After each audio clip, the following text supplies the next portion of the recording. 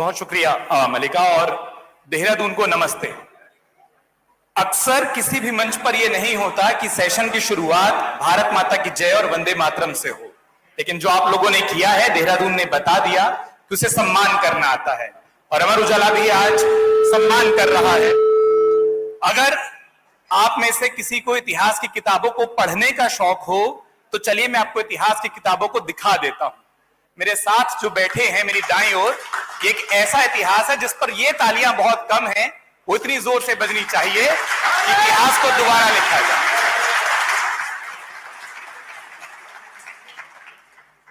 बिल्कुल बीच में इस देश की वो लड़ाई, यहां से जो नारे लगे वो पार तक जाने चाहिए। थोड़ी देर पहले पाकिस्तान के सवाल उठे थे, उस लड़ाई को लड़ते लड़ते जिसने 9 गोलियां शरीर में खाई हो, एक आज भी लेकर घूम रहा हो, वो है जिन्होंने पैरालंपिक में इस देश को पहला सोना दिलाया था, अपने बदन के अंदर लोहा रखा था और पहला सोना लाया।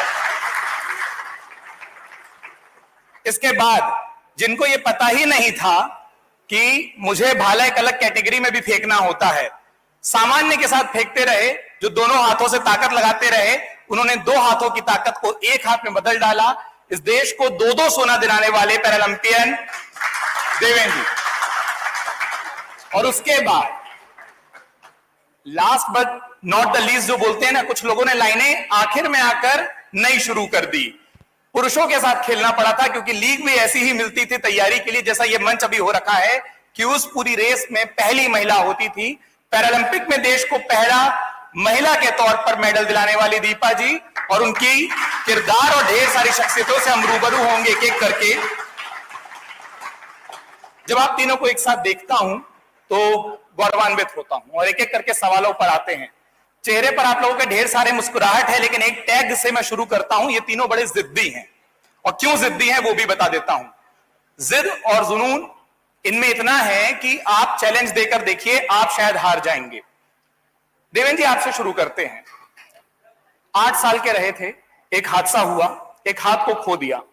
उसके बाद सामान्य बच्चों के बीच में थे, भाला फेंक की प्रतियोगिता थी, किसी ने मजाक उड़ाया कि यहां क्या कर रहे हो।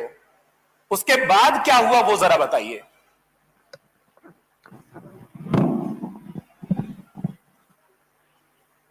आज देहरादून में आने का सौभाग्य मिला है, तो सबसे पहले अमर उजाला की 75वीं वर्षगांठ पे मैं बहुत बहुत बधाई और शुभकामनाएं देता हूं। आज 9 साल की उम्र में मुझे एक हाथ गंवाना पड़ा था, और उसके बाद उस समय कोई पैरा खेल को तो जानता नहीं था, पर मेरा मन करता था कि मुझे स्पोर्ट्स करना चाहिए। पहली बार मैंने भाला उठाया था स्कूल में, तो मुझे बोला गया कि आप यहां ग्राउंड में किस लिए आए हो, क्या काम है आपका ग्राउंड में, क्लासरूम में जाके बैठिए पढ़िए। यानी मेरे को ऐसे ट्रीट किया गया कि खेल मेरे लिए बना ही नहीं है। लेकिन मेरे अंदर थोड़ा सा जुनून था। वहां तो मुझे भाला नहीं मिला, लेकिन मैंने घर पे आके एक लकड़ी का भाला बना के तैयारी की कि मुझे भाला फेंकना आया। उस लकड़ी के भाले से मैं सामान्य खिलाड़ियों के साथ डिस्ट्रिक्ट का चैंपियन बना। और मैं दिल की बात बताऊं आपको, 2 पैरालंपिक गोल्ड मेडल लिए, 18 साल मेरे नाम वर्ल्ड रिकॉर्ड रहा। टोक्यो में सिल्वर मेडल लिया, 3 हैट्रिक लगाने वाला। लेकिन जो वो पहला डिस्ट्रिक्ट का मेडल था, आज भी मुझे याद है कि अब मुझे कोई ये नहीं कहेगा कि आपको खेलना नहीं है। तो कहीं न कहीं मेरी जिद ने ही मुझे दुनिया का चैंपियन बनाया है। लाइफ में इतना सोचा था कि सहानुभूति नहीं चाहिए मुझे, आप प्यार दे सकते हो, सहानुभूति नहीं चाहिए। क्यों? क्योंकि लाइफ में हमने लड़ना सीखा है, और जो लड़ेगा वही जीतेगा। क्यों दीपा जी, सही है। 2016 में हम साथ ही थे रियो पैरालंपिक्स में, और आपने सिल्वर मेडल जीता था। पेट क्रिकेट के बारे में तो आपको सबको पता है, चंदू चैंपियन है, चैंपियन रहेगा। अच्छा लगता है। आपके साथ अच्छी बात यह है ना कि जब आप एडमिनिस्ट्रेटर हो जाते हैं तो आप हमारी भूमिका का भी निर्वहन कर देते हैं कि उनके साथ का किस्सा भी आपने ही धीरे से बता दिया। दीपा जी, आप पर आता हूं सीधा, क्योंकि आपका जिक्र आ गया और फिर सर आप पर आऊंगा जी। ये इन्होंने कहा ना कि थोड़ी सी जिद थी और थोड़ा सा जुनून था, बहुत ज्यादा वहां पर था। एक गाना है दिल ये जिद्दी है, उसको बकायदा डेडिकेट किया गया कि आप इतनी जिद्दी हैं कि एक रेस्टोरेंट चलाती थी, किसी ने कुछ कह दिया तो लगा कि अपने दम पर कुछ करके दिखाएंगे, तो बाइक चलाने निकल गई। बाइक चलाई, उसके बाद लगा कि नहीं स्विमिंग करते हैं। स्विमिंग की तो पता चला कि इसमें मेडल नहीं आएगा, लेकिन लोग बोलेंगे कि स्विमिंग छोड़ दी तो चलो यमुना में तैर कर दिखाती हूं और इसी शरीर के साथ तैर कर दिखाती हूं। यमुना में तैरी और तब स्विमिंग को छोड़ा। फिर जेवलिन की तैयारी किए। 1 साल पहले पता चला कि ये गेम तो ओलंपिक में है ही नहीं, पैरालंपिक में तो है ही नहीं। 1 साल में गेम बदल डाला और उसके बाद भारत का इतिहास बदल डाला। जी, मेरे लिए जिद थोड़ी ज्यादा इसलिए थी कि मेरी उम्र ज्यादा थी, क्योंकि जब मैंने खेलना शुरू किया तो मैं 36 वर्ष की आयु में खेली थी। देवेंद्र भैया शायद बचपन से खेले, हमारे चंदू चैंपियन थे, वो भी जवानी में खेले, लेकिन खेल की दस्तक मेरे जीवन में 36 वर्ष की आयु में आई, और वो भी तब जब मेरा छाती का निचला हिस्सा पूरा लकवाग्रस्त हो चुका। तो मेरा शरीर इसके नीचे बिल्कुल कार्यरत नहीं है, बॉडी में मसल कंट्रोल नहीं है, टॉर्सो बैलेंस नहीं है, टेम्परेचर कंट्रोल नहीं है, और सबसे ज्यादा बड़ा जो मेरे पे चैलेंज है कि मल और मूत्र, बाथरूम और बाउल को कंट्रोल करने की भी शक्ति नहीं है। तो ऐसे शरीर में जब मैं 30 वर्ष की आयु में आई तो बहुत सवाल उठे, और सवाल का वजन दुगना इसलिए हो गया कि मेरी बेटी की भी हेड इंजरी हुई थी और उसका भी हेड इंजरी की वजह से बायां हिस्सा लकवाग्रस्त हो गया था। तो एक परिवार में माँ भी अपंग है और बेटी भी अपंग है, तो सवाल बहुत ज्यादा थे, और जिम्मेदारी जिद की कुछ ज्यादा हो गई कि इस शरीर से कुछ तो करना है कि लोगों की धारणा बदले, लोगों का विचार बदले। जैसा देवेंद्र भैया ने कहा कि प्यार चाहिए, सहानुभूति नहीं चाहिए। मुझे भी यही था कि I want to declare my abilities beyond disabilities. और फिर आपने कहा कि कई खेल बदले, क्योंकि पहला होना अपने आप में शायद बहुत ग्लैमरस है, लेकिन पहले होने का सफर बड़ा अकेला होता है, स्ट्रगल भरा होता है, कोई मार्गदर्शक नहीं होता, कोई आपको फॉर्मल ट्रेनिंग नहीं मिलती। और जब हम खेलते थे तो कोई बहुत ज्यादा पॉलिसीज भी हमारी फेवर में नहीं थी, कॉर्पोरेट फंडिंग्स नहीं थी, गवर्नमेंट की फंडिंग्स इतनी नहीं थी, इंफ्रास्ट्रक्चर एक्सेसिबल नहीं था, तो बहुत सारे चैलेंजेस उसके साथ उठकर आते थे। और फिर अकेली महिला होना, और पहली महिला रही जो एशियन गेम्स में भी मेडल जीती, वर्ल्ड चैंपियनशिप में भी जीती और पैरालंपिक्स में भी जीती। रही बात खेल बदलने की, तो वक्त लगा ये समझने में कि इस शरीर से अच्छा क्या खेल पाऊंगी देश के लिए। भाला समझ आया, क्योंकि भाला उठाया, भाला खेले। जब देवेंद्र भैया खेले 2004 एथेंस में मेडल लेकर आए, तो हमारे दिव्यांग खेलों में यह होता है कि कभी कभी हमारी श्रेणी में कोई खेल आता ही नहीं, वो भी बहुत बड़ा चैलेंज होता है। और 2004 के बाद जब उनका खेल लौटा तो 2016 में लौटा, लेकिन मुझे लगता है देवेंद्र भैया जवान थे, यंग थे, उनके पास समय था। आज उन्होंने जिस उम्र में खेल छोड़ा है, 40 वर्ष की आयु में, तो मैंने भाला पहली बार पकड़ा था। तो जब मेरा खेल नहीं आया, 2 लगातार एशियाई खेलों में मैं रिकॉर्ड बना चुकी थी, मैं जैवलिन में वर्ल्ड नंबर 2 बन चुकी थी, और मुझे था उम्मीद कि मैं 2016 में जैवलिन में एक अच्छा मेडल बना पाऊंगी। 2012 मेरा मिस हुआ था लंदन पैरालंपिक्स, लेकिन 1 साल बचा था और उसमें यही आया कि अब जैवलिन नहीं है, आपकी दिव्यांगता की श्रेणी में शॉटपुट है। तो मेरे पास 12 साल नहीं थे, क्योंकि मैं 46 वर्ष की हो चुकी थी। मुझे उसी 1 साल में अपने देश के लिए मेडल बनाना था। तो कोच बदला, ट्रेनिंग बदली, डाइट बदली, जगह बदली, खेल बदला, लेकिन 1 साल में वो मेडल बनाया अपने देश के लिए। आपने 12 सालों को 1 साल के 12 महीनों की तरह तब्दील कर दिया। मैं आप पर आता हूं सर। अब और मेरा गौरव है कि मैं आपसे बात कर रहा हूं। इस पूरे शरीर पर, आप माइक ले लें, इस पूरे शरीर पर अगर आप लोग देखेंगे तो इतने मेडल्स हैं जो सिर्फ खेल से नहीं कमाए हैं, अपने शरीर से, अपनी जान से, अपनी हिम्मत से कमाया है। मैं आपसे जब बात कर रहा था वो पूरा ट्रेलर हमने देखा। इस सवाल में थोड़ी सी शिकायत भी है इस देश के एक नागरिक के नाते कि हमको आपकी कहानी जानने के लिए शायद एक फिल्म की जरूरत पड़ती है। इस देश को पहला मेडल आपने दिलाया, लेकिन सालों तक वो स्पोर्ट्स के अवार्ड दूर रहे, सालों तक वो रिकॉग्निशन दूर रहा। क्या आपको कभी मायूसी हुई अपनी जिंदगी में? 9 गोली खा ली थी, उसके बाद एक गोली आज भी लेकर चलते हैं, फिर उसके बाद एक और जिद बनाई, और आप इतने जिद्दी हैं कि मुझे बताया गया कि शुरू किया था किसी और खेल से, फिर और कुछ खेलने लगे और उसके बाद स्विमिंग पर आ गए। अच्छा, एक तो अमर उजाला के जो 75 बर्थडे का है, तो यहाँ पर मुझे बुलाया और जो संवाद रखा है उसके लिए मैं सर का और जो उजाला के जो मैनेजमेंट का आभार मानता हूँ।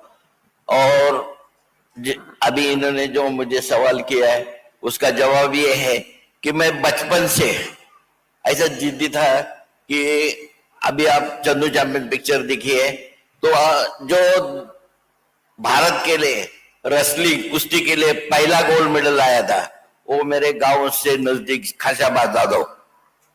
तो वो गेम है रेसलिंग, तो वो जीत गया। कराट गांव है, मेरे गांव से इस्लामपुर से वो सिर्फ 20 किलोमीटर था, तो मेरा भाई मुझे साइकिल पर उधर लेकर गया और वो उसकी जो मुरुने थी जो आदर सत्कार करते, ढोलकी बजा कर करते, तो हमारे गांव में लीजिम जारे सब ऐसे लेकर, तो वो खाशाबाद जादव को वो रेलवे स्टेशन में रिसीव करने की इतनी कम से कम 10,000 पब्लिक आई थी। तो वो पब्लिक के बीच में मेरा भाई साइकिल पर मुझे उधर से लेकर आया। तो वो सीन मैंने देखा कि ये खेला प्लेयर की इज्जत होती है कि जो एक दफा जीत गए तो उनको रेस्पेक्ट करे। तो मेरे बड़े भाई ने मुझे बोला ये देखो इनको क्यों कंधे पर उठा कर लेकर गया, तो भाई ने बताया कि दुनिया में कुछ अच्छा नाम करने से, कुछ मेडल लाने से उनको क्या मेडल मिला है, हाँ ये मेडल मिला है, इसको कुछ है। तो उसी टाइम में उसको बातचीत करते हैं, तो उसी टाइम मैंने दिल में ठान ली कि मैं भी एक ओलंपिक का गोल्ड मेडल लाऊंगा। और घर में गया तो मेरे को और मेरे भाई को पिताजी ने मारा, तुम लोग बिना पूछे क्यों गए थे। और उसी गांव में मैं स्कूल में पढ़ रहा था, तो स्कूल में सब बच्चे लोगों को पूछा, अरे बच्चा तू क्या बनेगा? डॉक्टर बनेगा। तू क्या बनेगा? फौजी बनूंगा। तू क्या बनेगा? मैं खेती करूंगा। तो मेरे को पूछा तो तुम क्या बनेगा? मैं ओलंपिक का गोल्ड मेडल लाऊंगा। वो दिल में एक जिद भरी थी, गोल्ड मेडल लाऊंगा। तो उसी टाइम टोकर नाव से गांव में कैसे देहात में टोकर नाव से बोलते तो उसी दिन चंदू के बच्चे तू क्या गिल्ली डंडा खेलेगा? ओलंपिक का गोल्ड मेडल क्या लाएगा? ऐसा जो क्या। तो उसी टाइम मुझे चंदू बोला करके इतना गुस्सा आया कि मैं मार कर देख दे। तो आप चंदू चैंपियन में देखा होगा वो पत्थर लेकर वो लोगों मारने के लिए इतना गुस्सा हो गया। इतना मुझे चंदू बोलने से गुस्सा आता था। लेकिन वही तो भाई ने बोला कुछ तो करना चाहिए, तो वो इधर छोड़ देता हो। तो मैं कुश्ती के लिए तो प्रैक्टिस के लिए कुश्ती के लिए गांव में मेरा आकाड़ा है, आकाड़े में मैं प्रैक्टिस करने के लिए जा रहा था। तो प्रैक्टिस में तो वो जो इंस्ट्रक्टर जो उस्ताद रहते तो उन्होंने बताया, अरे बच्चे तो क्या बनेगा, क्या कुश्ती करेगा? नहीं मुझे कुश्ती लड़ने गए। नहीं आप मेरे को तालीम में ले लो। वो बोला नहीं तुम क्या छोटा बच्चा है नहीं होगा। नहीं मुझे चैंपियन बनना है कुश्ती में। अरे तेरे को मेडल लाना, तो क्या मेडल जानता है? तो उसी ने मुझे पहले टाइम बताया bronze medal, silver medal, gold medal. पहला आदमी को गोल्ड मेडल मिलता है, दूसरा आदमी को सिल्वर, तीसरा आदमी को ब्रॉन्ज। तो तुमको कौन सा सबसे इसमें वस्ताद को पूछा कौन सा इसमें भारी मेडल होता है, तो सेक्रेटरी ने बोला गोल्ड मेडल भारी होता है, तो मैं गोल्ड मेडल लाऊंगा। तो उसी टाइम मैंने गोल्ड मेडल लिया, लेने का इरादा पक्का कर दिया और मैं वो वस्ताद के साथ कुश्ती के लिए प्रैक्टिस कर रहा था। तो मैं जब तक एक काम करता हूं, आप वो कॉइन ढूंढिए, मैं देवेंद्र जी से एक सवाल लेकर आता हूं। निकाल दो। हाँ, तो लाइफ में मैंने जो कुश्ती जब चल रहे थे, पहले बतासा मुरमुरे और नारियल के ऊपर कुश्ती चलती थी, वो जितने के पंचे देते थे। लेकिन उसी टाइम एक पैसा का कुश्ती तो जीता था, तो वो एक पैसा जो मौका था पैसा रहता है, वो मेरे पास है, मैं आपको थोड़ी देर में दिखाता हूँ मेरे पॉकेट में। तो वो पैसा, वो मेरा लाइफ का पहला गोल्ड मेडल था, जो एक पैसा।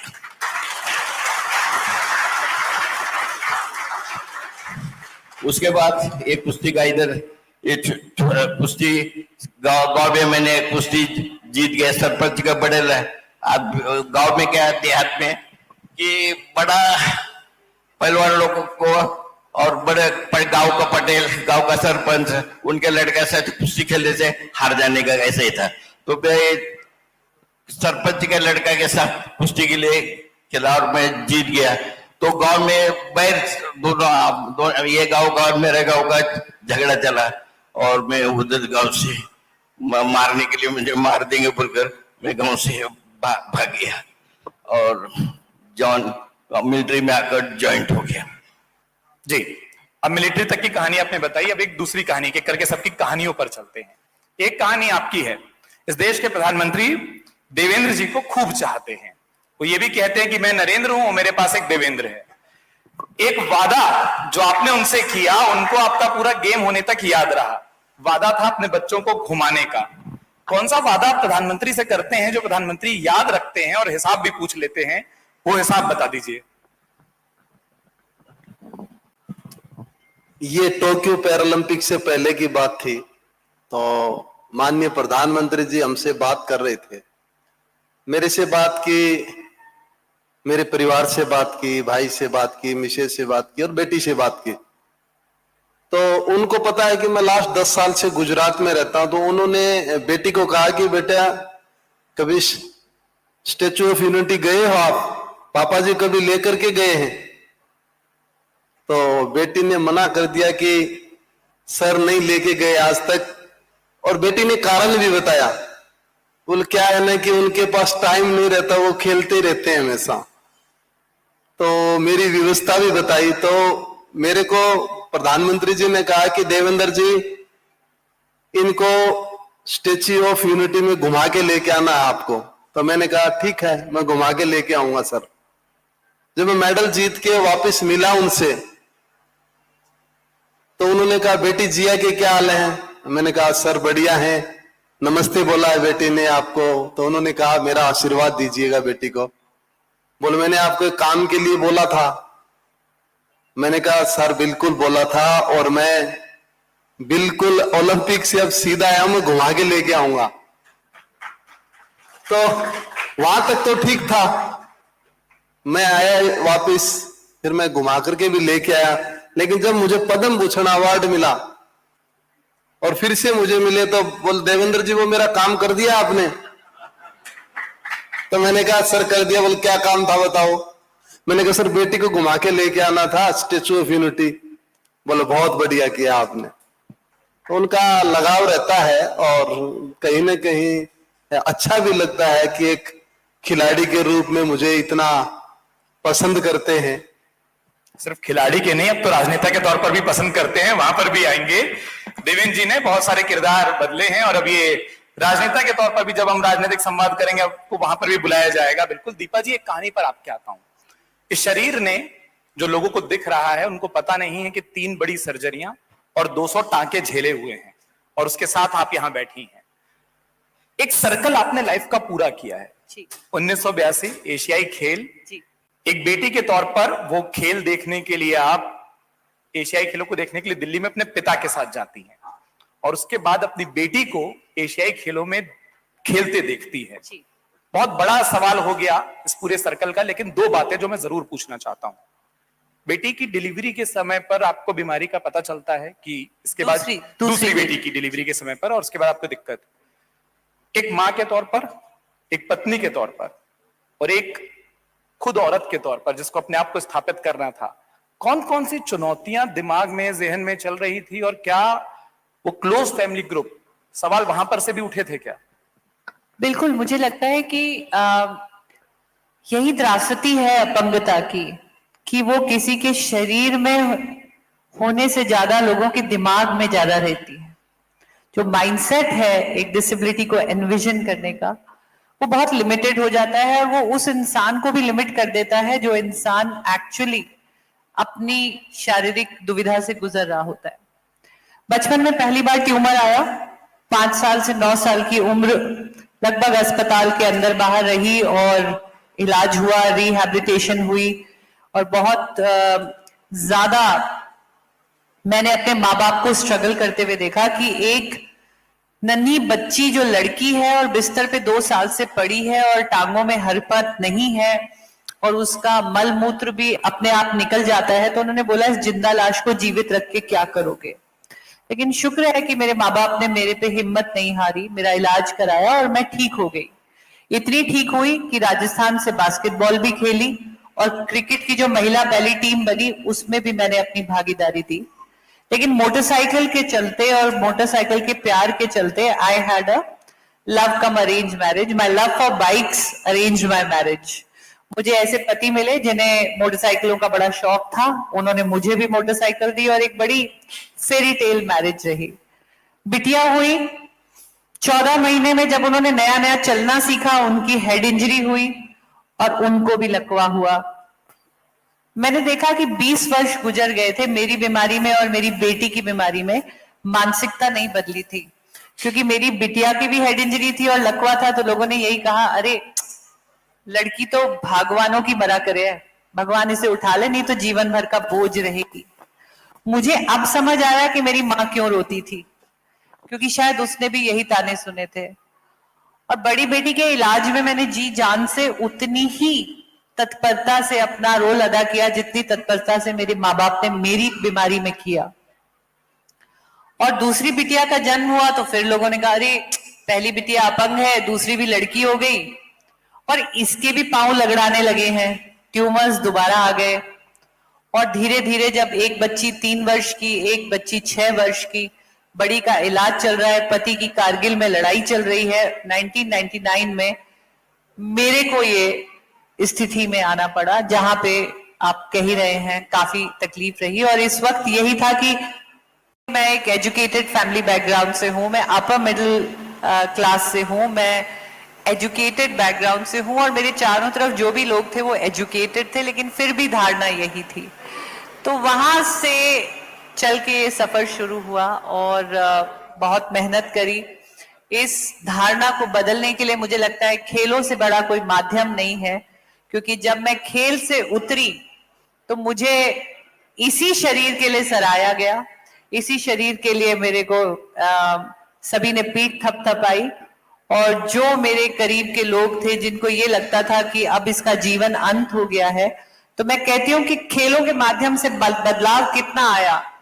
जो ये कहते थे कि लड़कियां तो भगवानों की बरा करे या ये तो कतई कंडम हो गई, जब मैं मेडल लेके लौटी तो मेरे गांव से लगभग 40 गाड़ियां भरकर आई थी एयरपोर्ट दिल्ली में। और जो गांव के बुजुर्ग सरपंच थे उन्होंने मेरे सर पे पगड़ी बांधी, जो कि अमूमन पेट्रियार्कल साइन होता है, पगड़ी आदमियों को बांधी जाती है, लेकिन सर पे पगड़ी बांधी गई, हाथ में गदा दिया गया। गदा भी बहुत मैस्कुलिन एक ट्रॉफी है जो अखाड़े में कुश्तीबाज, बॉक्सिंग, वेट लिफ्टर्स, ऐसे बड़े शारीरिक बलशाली खेलों को दिया जाता है।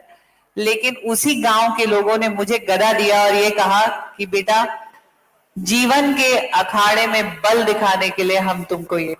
दीपा मैम, मैं यही बोलने वाला था। यहाँ सामने जो रोशनी है ना वो हमारे चेहरे पर चमक ला रही है, लेकिन आपकी बात को सुनकर वो जितनी महिलाओं की रो है, वहां आंखों को अगर कोई देख सकता हो तो वो देख ले, एक चमक और जो हौसला एक औरत होने की जो लड़ाई आपने लड़ी है अपनी बेटी के लिए, अपने लिए, अपनी माँ के बिल्कुल। लिए, और अगर आप ये बात कहेंगे कि माँ की बेटी को बेटी भी अपंग हो गई, तो मैं वो गर्व से कहती हूँ कि मेरी हिम्मत, हौसला और सकारात्मक सोच की बीमारी मेरी बेटी को लगी है। जब मैं 1982 में अपने पिता की उंगली थामकर जवाहरलाल नेहरू स्टेडियम में एशियाई खेल देखने गई थी जो भारत में हुए थे, तो मैं स्टैंड्स पे बैठी थी और टीम को मैंने जवाहरलाल नेहरू स्टेडियम की ओपनिंग सेरेमनी में तिरंगे के साथ देखा था। फिर 2010 में जब मैं 40 वर्ष की आयु में कॉमनवेल्थ गेम्स खेलने आई, तो मेरी बिटिया स्टैंड पे बैठी थी और मैं तिरंगे के साथ इंडिया की टीम पे चल रही थी। और हाल ही में जो एशियाई खेल हॉन्गजाओ चाइना में हुए हैं, मैं स्टैंड में बैठी हुई थी और मेरी बेटी देविका मलिक तिरंगे के साथ कंटिंजेंट में पार्टिसिपेट कर रही थी। तो एक माँ बेटी हम जोड़ी हैं पूरे संसार में जो इकट्ठे देश के लिए खेली हैं और देश के लिए इकट्ठे मेडल जीते हैं। तो ये खेलों का दम है। एक मामले में चाहूंगा कि बेटी आगे निकले, वो रंग बदले और आपका ही रिकॉर्ड तोड़े कि पैरालंपिक का जो पदक हो वो फिर वो सुनहरा होना चाहिए। Thank you. मुरलीधरन सर, एक सवाल, और मेरे हिसाब से कठिन है, मुझे मालूम है आपके लिए कठिन नहीं होगा। दो बड़ी लड़ाइयां आपने लड़ी। एक लड़ाई लड़ी युद्ध के मैदान में, हमने ट्रेलर में भी देखा, हमने भी बताया, 9 गोलियां शरीर को लगी। और एक लड़ाई लड़ी खेल के मैदान में, जहां पदक जीत कर लाया और वो भी सोना इस देश के लिए। कौन सी लड़ाई ज्यादा मुश्किल थी? ज्यादा मुश्किल थी वो युद्ध का मैदान ज्यादा मुश्किल था या फिर वो खेल का मैदान ज्यादा मुश्किल था? क्योंकि लड़ाई ऐसा करके एक्चुअली जो मेरा जो लड़ाई चालू हो गया, तो उस टाइम में मैं थोड़ा स्टोरी से बता दो कि मैं जो कुश्ती कर एक आर्मी पुणे में आ गया। पुणे में मैं आर्मी में ज्वाइन किया। आर्मी में बॉयज में जो 12 साल के बच्चे रहते हैं उसमें मैं ज्वाइन कर दिया। और इधर तो मैं पहले बहुत अच्छा हॉकी करता था। तो हॉकी खेलते से मुझे क्या होता था कि मैं महाराष्ट्र नहीं बोलकर वो कर्नाटक वाले मुझे आगे खेलने के लिए चांस नहीं देते थे, क्योंकि उसमें पॉइंट लेने के लिए खेलने दे।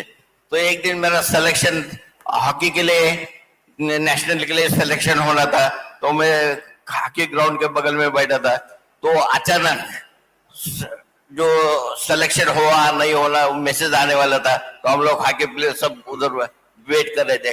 तो उसी टाइम मेरा सिलेक्शन नहीं हुआ करके मैसेज आ गया। तो मुझे लाइफ में इतना दुख हो गया कि बस क्या कर देंगे कि मैं मुझे सही है नहीं सिलेक्शन नहीं किया, ऐसा दुख हुआ। तो मैं रोने लगा था। तो मेरे इंस्ट्रक्टर उधर से आ गए और बोले पेटकर के बच्चे काय को रोते हैं? सर मेरा सिलेक्शन है। तू क्या लड़की है? मत रो, ये सामने क्या चल रहे हैं? हॉकी बॉक्सिंग चल रहा है। तो एक तुम काम करना, जो ये बॉक्सिंग एक ऐसा खेल है जिसमें दांत तोड़ के लो नहीं तो तोड़ के ले लो। तो उसी दिन में मैंने हॉकी छोड़ दिए और बॉक्सिंग में चालू। बॉक्सिंग में 64 में इंटरनेशनल गेम टोक्यो में जापान में हुआ। तो मेरा बॉक्सिंग इतना अच्छा खेल था कि बेंगलोर मद्रास सब में मुझे छोटू टाइगर बोलते। मैं एक अपर कट मारता हूँ, आपने चंदू चैनल देखो, ये दूसरे को किसी को नहीं जमता है, एक मारने से नॉकआउट करता है। ऐसे में नॉकआउट खेल रहा था, इसलिए मुझे बेंगलोर मद्रास उधर सब जानते कि ये छोटू टाइगर बॉक्सिंग। तो 64 में पदम बादम मलिक सरकार देने स्वामी ऐसा हम 4-5 आदमी के आर्मी के जो बॉक्सर थे उनका सिलेक्शन हो गया था और मैंने टोक्यो में जापान के लिए बॉक्सिंग खेलने के लिए गया। बॉक्सिंग में मुझे 13 देशों के साथ मैं लड़ा और 13 देशों को मैं नॉकआउट करते गया। और 13 ये करने के बाद 14 का जो साउथ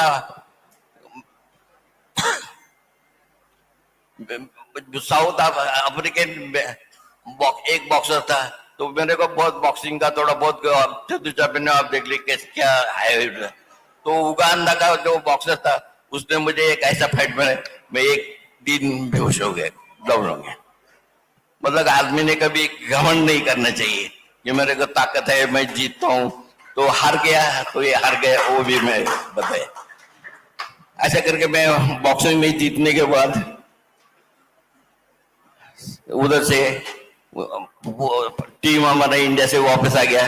तो मैं जो यूनिट में थे तो यूनिट को पूछा कि पेटकर अभी आपको क्या चाहिए?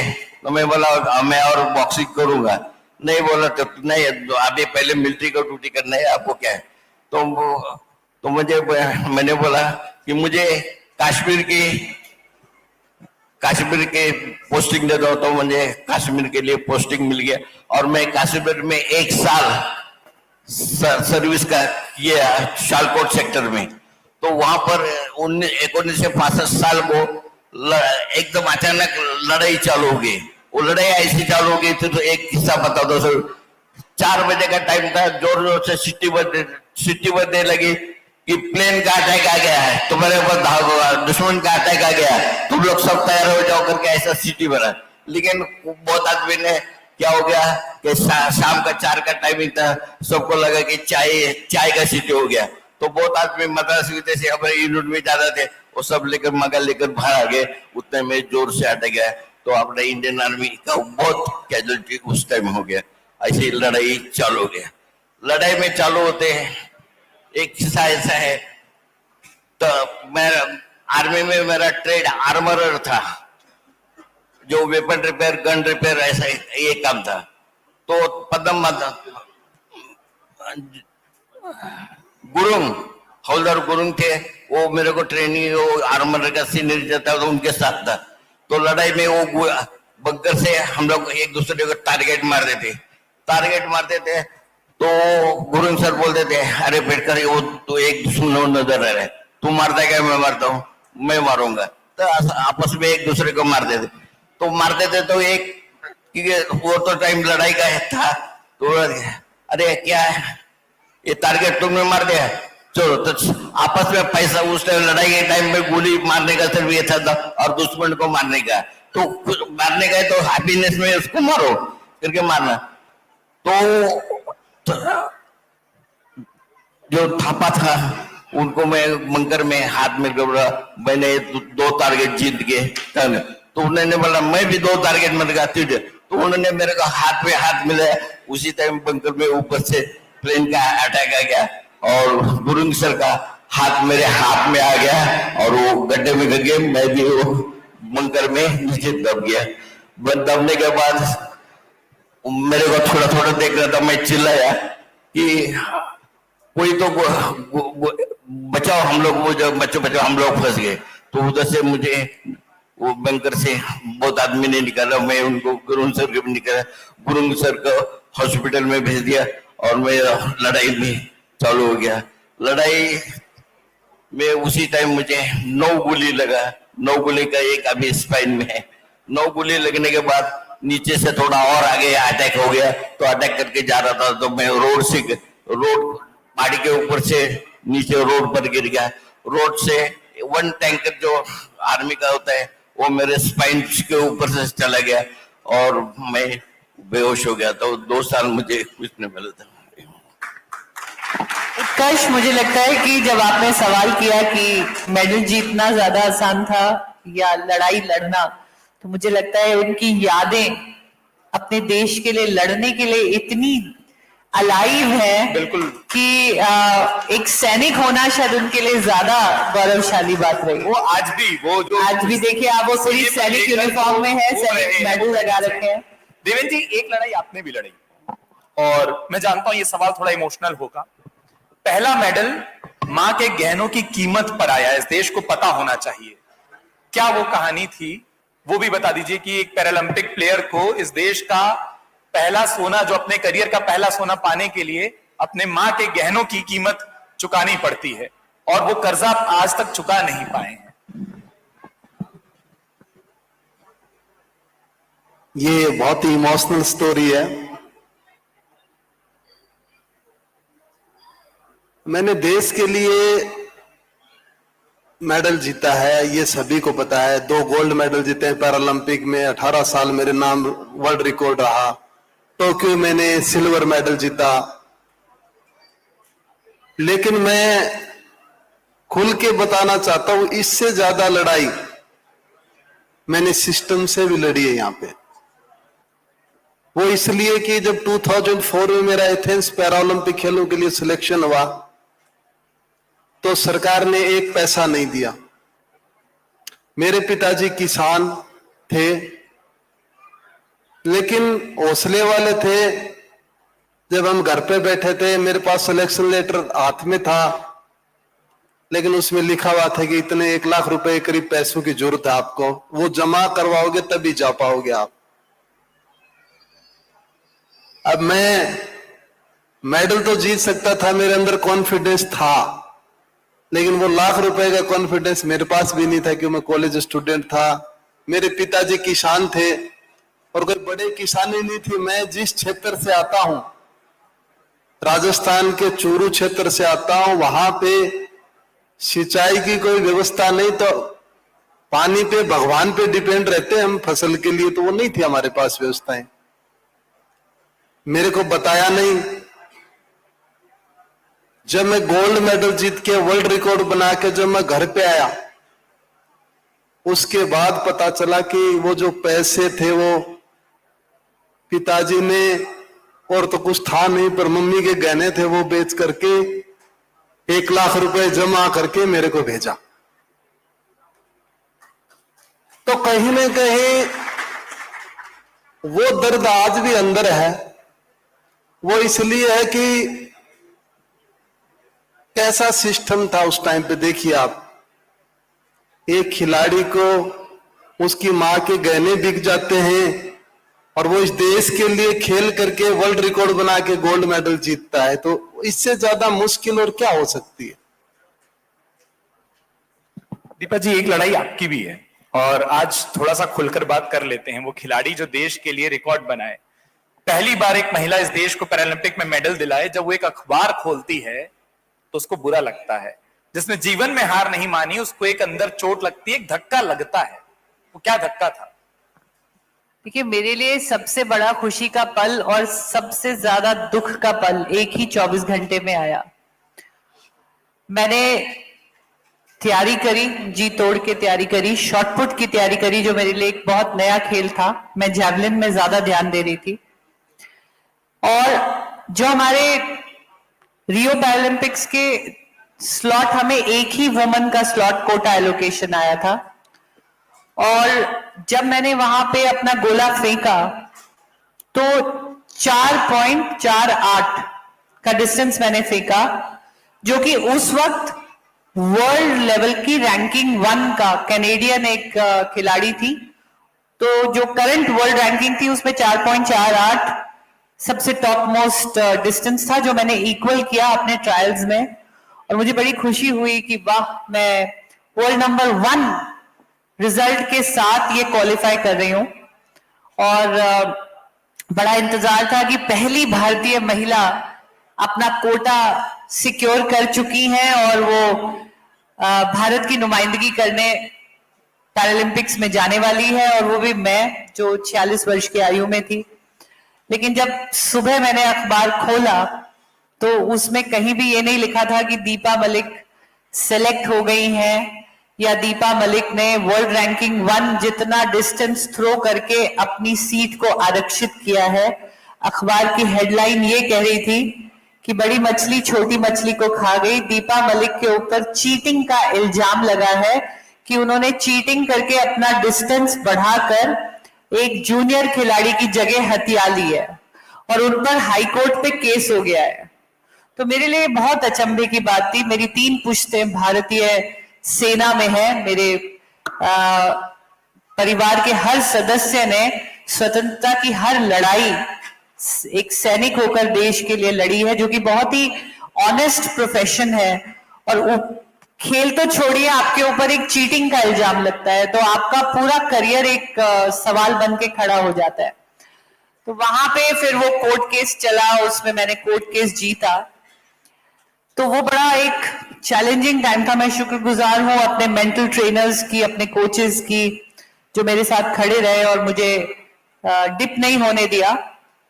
कोर्ट में तारीख पड़ती थी और घंटों बैठना पड़ता था। मैं अपने डंबल और स्ट्रेच कॉर्ड कोर्ट के प्रांगण में ही लेके बैठा करती थी। मेरी गाड़ी की डिक्की में पूरा जिम चलता था मेरे साथ, और फिर वो कोर्ट का केस जीता। लेकिन अब आप सोचिए कि उस प्रेशर के साथ जब मैं कंपटीशन में बैठी तो मेरे लिए वो मेडल से ज्यादा अपनी ऑनेस्टी और इंटीग्रिटी की लड़ाई थी।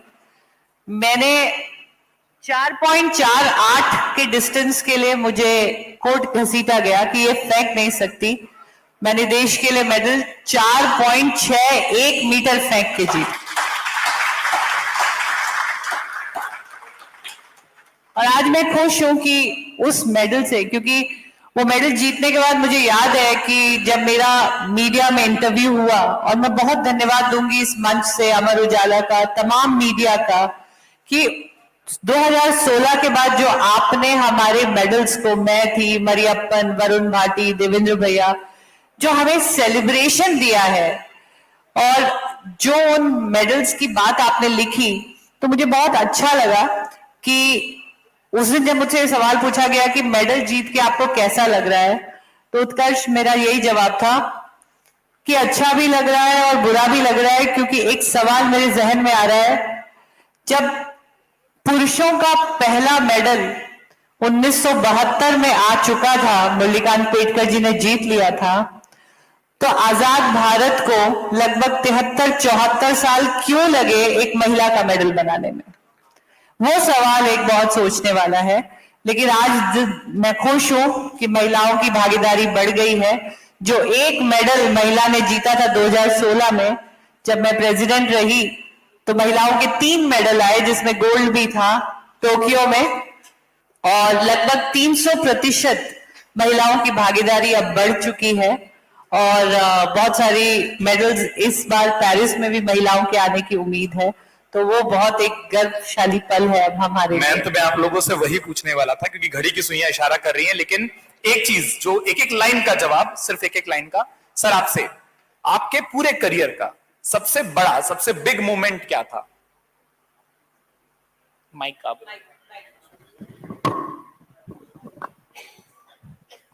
दुनिया में सबसे ज्यादा मेरा दुख का एक दिन था जब मैं हॉस्पिटल में था, तो मेरे माँ बाप मुझे मिलने के लिए आए थे, भाई भी।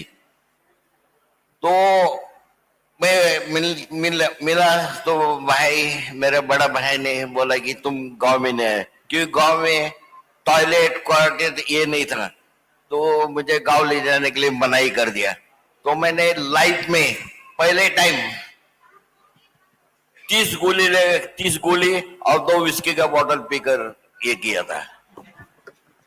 अभी इंटरेस्टिंग बता दो, तो जो टोपास का चतुचाप मैंने आपने देखा होगा, तो उसने बोला नहीं आप, मैं बोला विस्की कैसा लाया, तो टोपास जो आदमी था उसने मेरे को विस्की ला के दिया। तो विस्की के बदले उसको बोला कि कुछ तो पैसा मुझे दे दो, ले।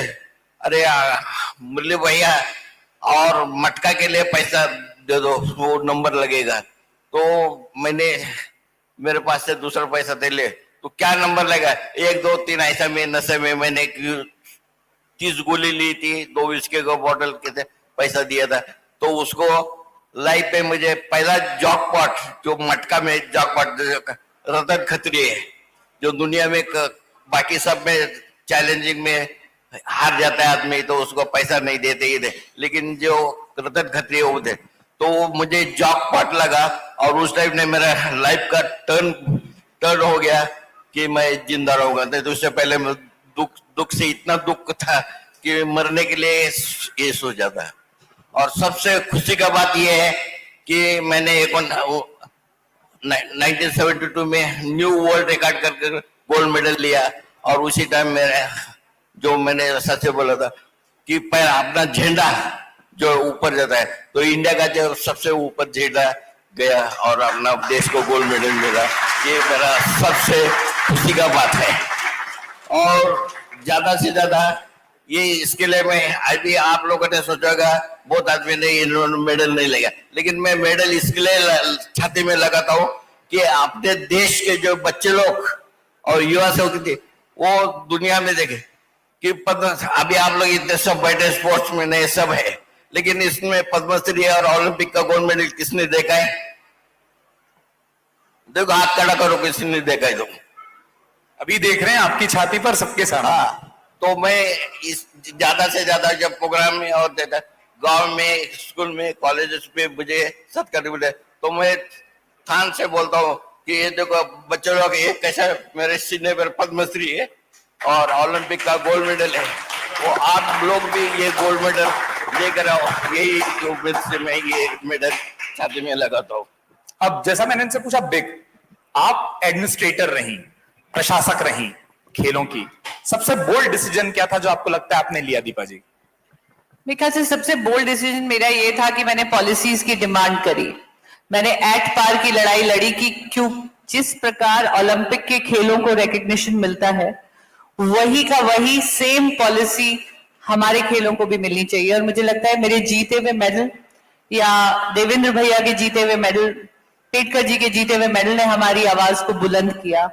तो वो सबसे बड़ा मेरा, मुझे लगता है कि एक बोल्ड वो रहा और उसका नतीजा दिख रहा है कि आज हर मंच पे, हर जगह एक रैंप बनने लगा है। हमारा विकसित भारत, संयुक्त भारत, इंक्लूसिव भारत होने लगा है। हम अपंग से दिव्यांग कहलाने लगे हैं और अब हर मंच पे हमारे को न्योता होता है, हमारी बात रखी जाती है।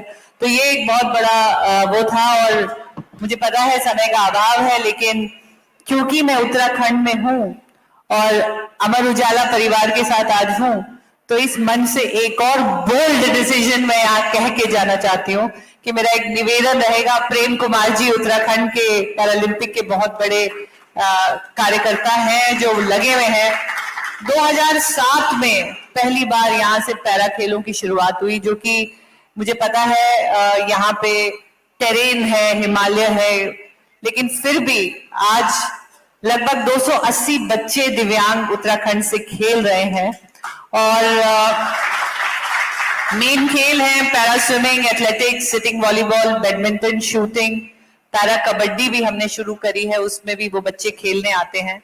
तो एक निवेदन यहाँ से रख कर जाऊंगी, क्योंकि अब आपने देहरादून को अपना ही लिया है, उत्तराखंड को अपना ही लिया है और ये आपका लगातार दूसरा संस्करण है यहाँ पे संवाद का।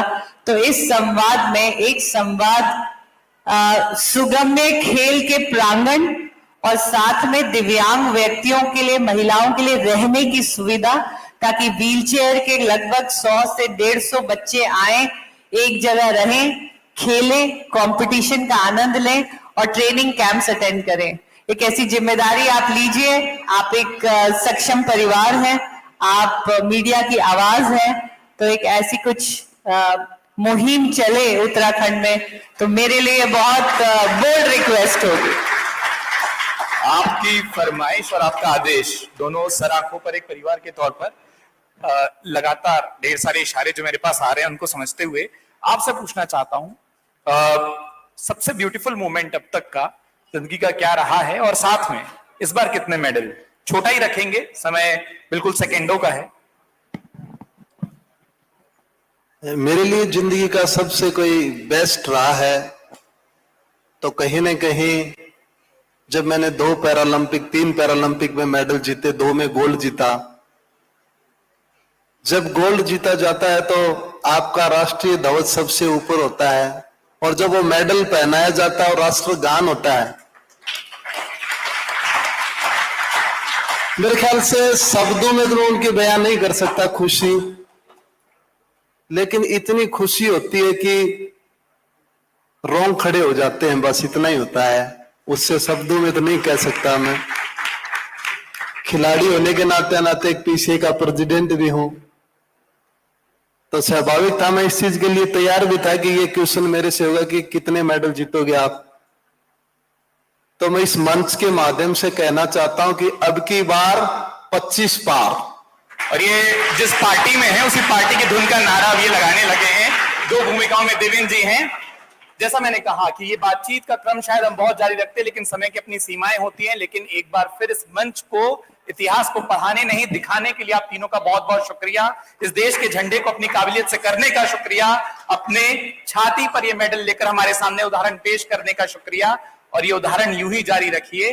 बहुत बहुत शुक्रिया कि अमर उजाला के इस मंच पर आपने हमको एक बार जोरदार तालियां हो जाएं। लेडीज एंड जेंटलमैन, वाकई में इतना यादगार ये सेशन रहा है हम सभी के लिए। मैं चाहूंगा कि हमारा भी नेशनल गेम्स होने हैं, ऑलमोस्ट नेशनल गेम्स होने उत्तराखंड में है। हमारे प्रेसिडेंट साहब यहाँ पर बैठे हैं। मैं चाहूंगा कि उत्तराखंड को आप एक नेशनल की जिम्मेदारी जरूर दे सर, प्लीज मेरे आपसे निवेदन है सर। बिल्कुल, आप हमें एक प्रपोजल भिजवाएं कौन सा जो भी नेशनल गेम्स करवाना चाहते हैं, और मैं तो उम्मीद जताता हूं, हम तो चाहते हैं कि यहाँ देहरादून में ही एक अच्छा टूर्नामेंट हो और एक इको फ्रेंडली व्हीलचेयर का ग्राउंड बने यहाँ पे।